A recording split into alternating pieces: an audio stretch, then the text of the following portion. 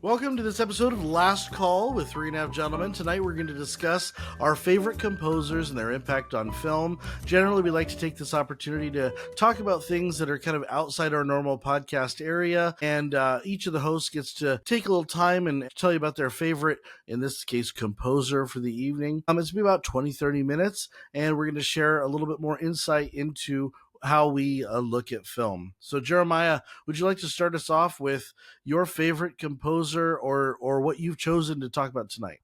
Favorite composer or favorite film score? And that's going to be two different film score topics. Let's go there. one singular film, soup to nuts. Yeah, for sure. Okay, soup. That's the soup. All right, this movie. The score of this movie was like, it changed my life when I first heard it. And seriously, maybe because I was on a Catalina wine mixer moment when I first saw this in the theaters back in the day, and I was probably on a good one. But the soundtrack it had stayed with me for the rest of my life. And it's Clint Mansell, The Fountain. He did this music with Mogwai, another great band, by the way. And The Fountain is probably one of the best scores I've ever heard in my life. I've been trying to find this complete record, and I cannot find the vinyl at all. I have the CD. I played the shit out of it. It was in my fucking iPod for the longest time. Little Nano. Yeah, my Nano and shit. I mean, it was the greatest score, and it's still one of the greatest scores. So every once in a while, you know, my Spotify comes up and I hear one of his songs, and it just brings me back to the day, and it just sounds so fucking great. So that's one of my favorite all-time movie scores. The Fountain, Clint Mansell, Mogwai. Listen to it. It might change your life. When that song comes on, and actually came on yesterday when I was mowing my grass, I felt like I was out of body experience as I was mowing my grass, because that last song where it just builds that climax and that crescendo, and in the film where Hugh Jackman is transcending to that different level. Visually, that it's is such stunning, a dude. freaking perfect choice. Have you guys seen that movie, Sean, Ed? I have not, no. I have not seen the movie, but I have heard the song because I listen to that when I'm in the sauna. Together We Will Live Forever. And it's the most gorgeous fucking song, this piano piece, and it's just haunting. Oh, this that's is so cool. the comics. So fun story about The Fountain, because Sean will hate me forever, is that Darren Aronofsky came up with the screenplay, basically came up with the script for it, and he said no movie production company is ever going to let me make this movie. So he created this graphic novel, and then from that basically used it as kind of a storyboard, and it is fucking fantastic. The story is absolutely I'm so jealous mind-blowing. that you have that. Oh, it's so good. So question, so I've never seen the movie. So Sean, why do you always talk shit about this movie? Just wondering if you've ever seen it. I'm actually thinking about Pan's Labyrinth. Pan's Labyrinth. What am I thinking of? Is it Pan's Labyrinth? I think that's the same year. First, I get this movie confused with other. There was other artsy movies that Brandon just loves to like bring up because he's so elevated and so superior to everyone, and that's my opportunity to knock him down. So it doesn't actually matter if I like it or not. But I will say this: it is so wonderful when a piece of music, and I don't care if it's orchestrated or a song or whatever you want to call, it connects with the movie and gives you like an indelible image of that movie. And I think that that's what the power of music. Steven Spielberg talks about it all the time, is how he can put a film together, but it's a composer that takes that tear that's lingering on the edge of your lid and makes it fall. It's the composer or the person who puts together the soundtrack. It's the same kind of concept. It's that moment that I think changes a movie into a film, or a great movie into an Oscar-worthy, movie. Yeah. And I think we can all agree that if you look at movies like Sunshine, I know that's one of your favorites, Jeremiah. They're also mine too. Yeah, Eddie. Also yours. That one piece of music. What I struggle with is, especially tonight we were talking about this, is picking a film where the music permeated the entire movie, where every little piece of music was good and not just a couple of themes. And so like I was listening to the Star Wars soundtrack. That soundtrack is, it's one of the best pieces of music ever made, but the soundtrack is not dynamic. Like each piece is not dynamic. It's more like background music, and then you have the moments. I'm not probably describing that well, but it's nice to see you come up with a movie that has kind of this cohesive soundtrack theme. That carries the score, that carries the film through an emotional level. Yeah. And I like when you have different themes for different people, and those themes kind of coalesce and burst. Those are great. Those are great. We know where Sean's going with this one. I do love Jeremy's pick because I know what song he's talking about, and I hear it often. Yeah. When I'm working out, I don't know why. I enjoy scores when I'm working out. I don't know why. I don't know. Greatest come down. Yeah, I don't know. I can lift better, and I can actually last longer. For my movie that hits hard for me, it's a 1992 flick The Last of the Mohicans, Trevor Jones. Has everyone? That is We one have of the seen that greatest one. pieces of music, I single just piece of went music to of all time. I just went to the ending of that film right now in my head. It's the greatest Right? ending in Dun. my gosh. I could So any time of my day, if I could be working, I could be like just, and if that comes on, I'm like, I'm gonna finish the fuck out of this day. You know, I right? always joke. I always joke when I run for president. That's going to be my That, walkout oh song. my god, right? And It's he's it's gonna like be just, running out for that with a tomahawk. yeah, bro. da-da-da-da. We could be golfing, and if this song comes on, I was like, I'll die Well, for anyone. and it I'll die for starts. all of you when this comes. It's it starts with the violin, right? The da Oh, da it's da a da da da beautiful da da piece. da, Yeah. and it it's just it's so, and it builds into this crescendo. Yes. I'm sorry, that's one of the greatest pieces of music ever composed. Yeah. Yes. I think it's funny that it was wasted, not wasted, because that's a good movie. It's a great movie, but it's Great not movie. like It's a movie that gets overlooked very quickly. over. I've Yeah, yeah. realized. I agree. I agree. Yeah. I Yeah. agree. Madeline But Stowe was so beautiful in that yes. movie. Oh my god. Mhm. So there's so many moments in that movie, and then I think our Jeremiah, I think our dad just fucking loved this movie. We watched it so many times, and like nowadays, I listen to it all the time. The whole set, the composer Trevor Jones. Listeners, if you have not seen this movie, watch the movie. Listeners, if you not heard the soundtrack, buy the soundtrack. It's Yes. both of them are so good. The violin intro alone is Yeah. worth it's gold. The violin intro is, I mean, there's so what I'm just gonna bloviate on, but there's these pieces of music that exist that immediately bring you back to a place in time, and you could just Yeah, that's if- what it is. this Exactly is it, that. man. So one of the most, and I was thinking about this, and clearly John Williams is my favorite composer of all time. I think Wow. he's the goat. I think he's the greatest. I looked deep into his filmography, and two projects stand out. One, which I think has the greatest piece of music ever written, and I say that with Bach and with Beethoven and with every honesty out there. I think the theme from Schindler's List is the absolute Good best job. piece of music written. Wow. Oh, and I don't know if you've heard. Has everybody heard it? Yeah. But Yeah. Itzhak Perlman so I does. heard it. Itzhak Perlman, yeah. So I heard a girl play it live at Hollywood Bowl, and there was not one person not crying their freaking eyes out in this. Wow. I mean, there were thousands of people there, and it was just she had them hanging on the edge of her seat, and it was so stunning. It was just the most beautiful thing I've ever heard.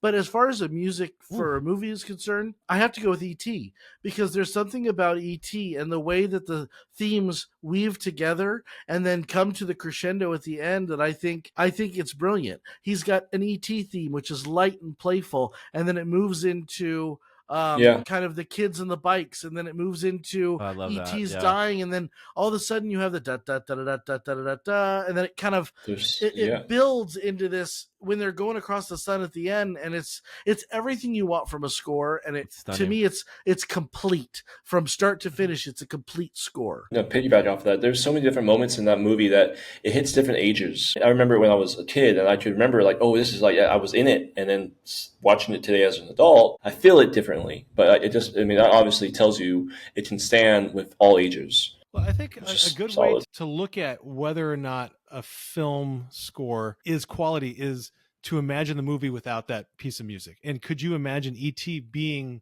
the emotional film that we know of it as without that without the music? And I think that is a perfect choice. To piggyback on all what you guys are saying, Schindler's List hits you so hard. And then E.T. I can't think of a better soundtrack that represents a decade or your childhood Yeah, than that seriously. soundtrack right there. I mean, it's unbelievable. Two good choices. Sorry, I cheated. Yeah, and No, not to it's pile on. okay. One of my Yeah. favorite things of the John Williams. There's a John Williams documentary on Disney Plus that's just outstanding. Outstanding. Yeah. And when Steven Spielberg brought him Schindler's List, John Williams read the script and was crying, and he Yeah. says, I can't do this. I'm not good enough to do this movie. And Steven Spielberg puts his arm on his shoulder and says, everyone good enough to do it is dead. You'll have to do. If you haven't seen Schindler's List, probably will never review it on the podcast, but we should do a last call just on that movie because Yeah, I agree. that's one of the greatest films of all time. I think it should Go be ahead. done on our podcast. I think we should do actually. it. I'll go and round us out. I know, Sean, you like talking about multiple different movies, and I'm going to go ahead and give you guys my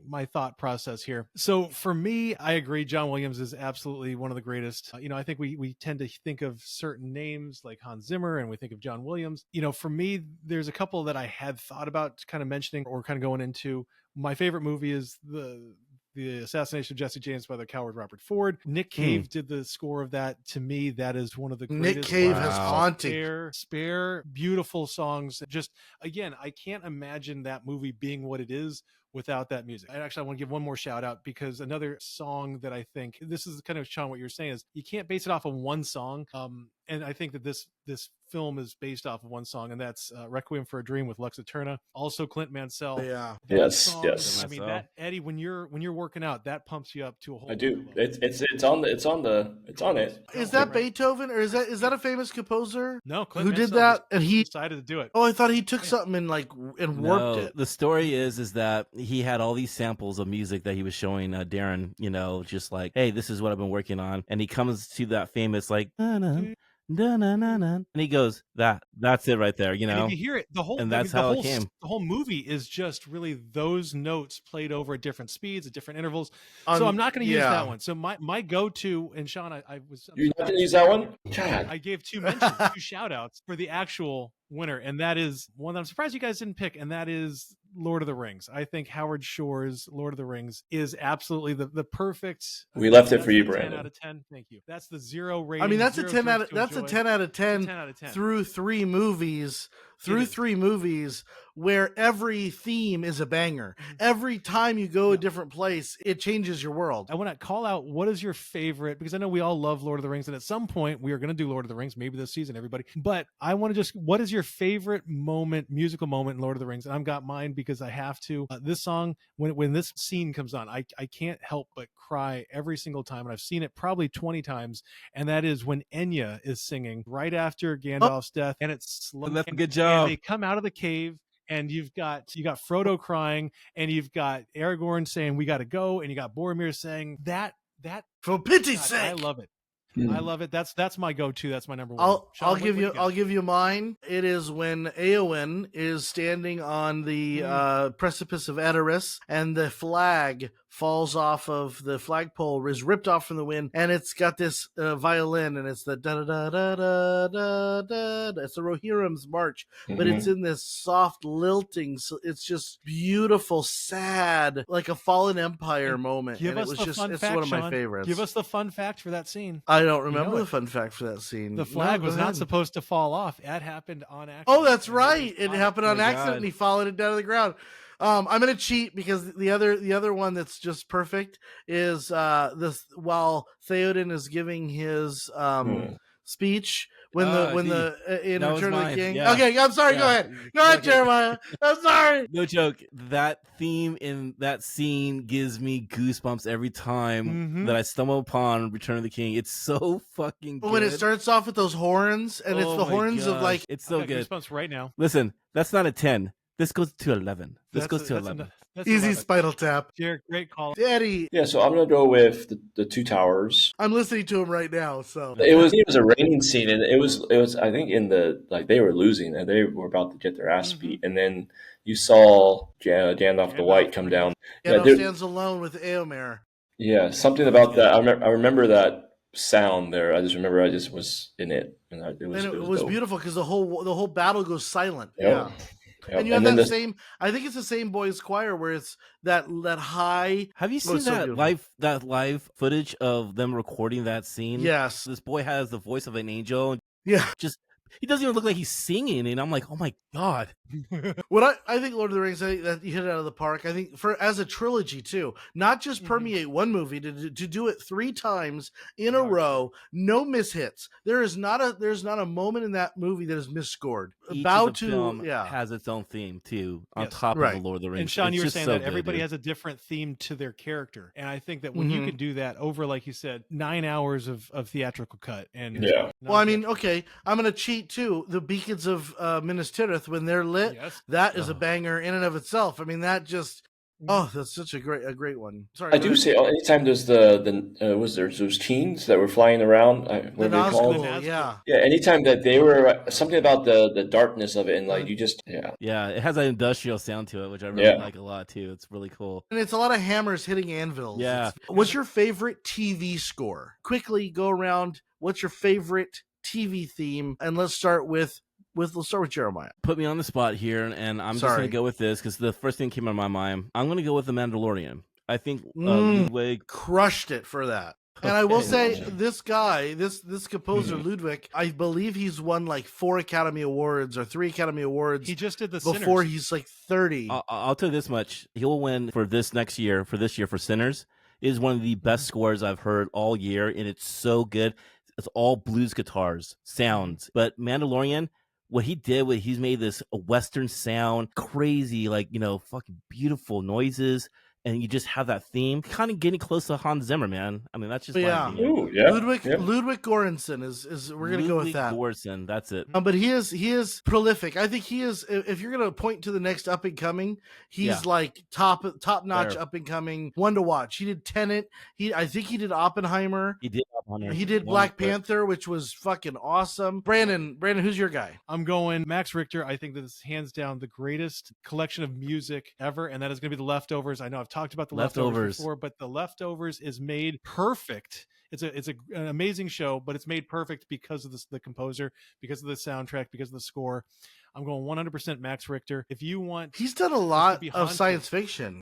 Yes, his one song. What's it called? Oh, should help me out, Jer. But it was on The But Last of Us, right? It was on The Last of Us reused season in The 1. Last of Us. It's been used so many different times. Arrival, one of the best movies I think out there. His score for The Leftovers is just perfection. So one of my criticisms of music and TV is it becomes repetitive, right? Because they feel like they use the same tone over and over Yes. and over again. And I will say mine defied all logic and reason, and it felt like a I know what movie. he's gonna do. And I'm going to go ahead and say Michael Giacchino for Lost. I think that it was like a cello and cello and something else, a guitar. Just the themes from that show were so beautiful, and Yeah. it just, oh man. I still have that soundtrack today. It still comes on my iPod. It's one of the greats. So Yeah, for me, absolutely. it's That's a really good one. Lost. Interesting, bro. I'm kind of curious to see what you got, man. I had Bridgerton on that list. I also had Breaking Bad. Fuck it, I'm gonna go with Stranger Things. Honestly, Great like I game. don't think Kyle.